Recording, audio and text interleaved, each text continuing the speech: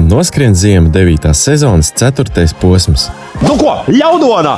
Rītu iesākam Andreja Eglīša Ļaudonas pamatskolā. Kā parasti reģistrēšanās sporta zālē, vēlreiz iečukojam karti un dodamies uz startu. Īsumā būs 500 metru offroads pārējais visurreiz uz 4 minūtēm liest. Gatavojamies startam un skrienam iekšā Ļaudonā. Visi kā dūli metās iekšā izšķūrētajā trasē.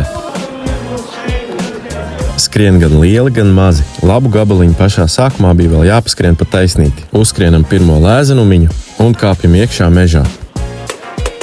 Trasa sagatavota tik plata, ka vietas pietiek visiem. Jā, tu skaisti.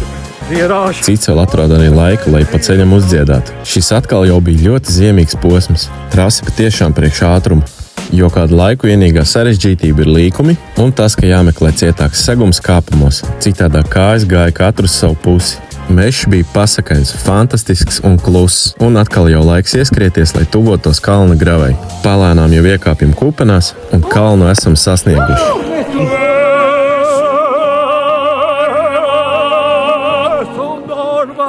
Nu ko, čāpojam augšā, cits arī klubdams, jo kalna grava patiesi ļoti stāva. Un, kad jau kalna galotne ir sasniegta,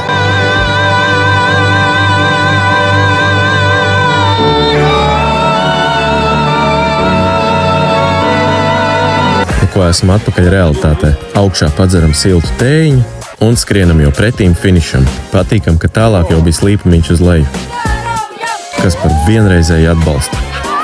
Tā, un vēl viens piečuks. Šoreiz visi satika barošanas punktu pavēlnieci. Kādas ir tendences šodien, ko darīt? Sākumā neviens baigi īpaši negribēja pie mums piestāt. Šito šašliks? Kā? Šāšliks nav, bet tas ir lielisks. Nu ko, tas ir noslēgums. Sadodamies rokās un lecam finišā.